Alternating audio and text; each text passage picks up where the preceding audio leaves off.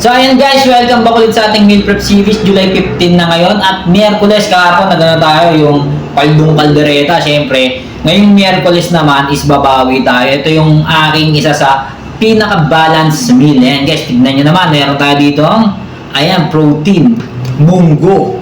Diba? Maraming ano yan. Daon ng malunggay, kinuha ko niyang lalola millet, tsaka daon ng ampalaya. Ang halo lang yan, pagpalasa niya is hibi lang at tsaka konting chicharon. Ayun lang. Then, asin paminta. At syempre, ito ang ating ang laking isda niyan guys. So, air fry lang yan. Walang mantika. Ayan guys. Then, meron tayong egg. Syempre, huwag natin kalimutan. At ang ating tansyahang kanin. Kita niyo yung ano natin, isda natin. No? Nagmamantika kahit di ginamitan ng mantika. Diba? So, wala tayong juice. Tubig muna tayo ngayon. So, ito lang yun guys, isa sa mga madalas kong iniisip kasi tao lang din naman ako na tinatamaan din ako ng katamaran, syempre, di ba? Lalo sa pagluluto, pag-aasikaso, pamimili, pamamalengke.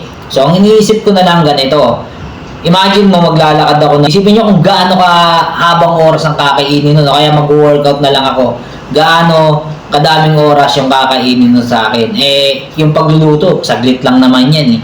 At saka ang iniisip ko lagi, kahit nag-workout ako, kahit anong gawin kong exhibition dyan, pagpapalakas, kung hindi ko naman din naayusin yung pagkain ko, wala rin, useless din. Kasi tulad nito, itong meal na to, pag kinain ko to ngayon, bukas pag nag-fasting ako, mapapakinabangan pa yun ng katawan ko, magagamit niya pa yun. Kaya, ayan yung isa sa mga technique ko. Pag naka-fasting ako, then nag-workout ako, ito yung mga technique ko, kumakain ako ng balance na nutrition para kahit wala akong almusal, nag-workout ako, nag-pull ups ako, nag-push up ako, hindi ako nanghihina.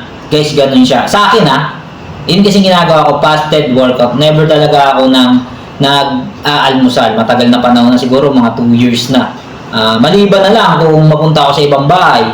Yun. Tapos ako doon, sleep over. Then kinabukasan, nag-almusal sila. Pero napakadalang nung mangyari. Kaya normal talaga. Skip breakfast. 16-8 yung fasting ko. Tsaka nakakapag-workout ako kahit wala akong kinakain dito naman siya ko. Sanay na ako kasi.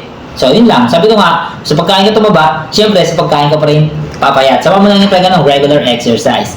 Ciao!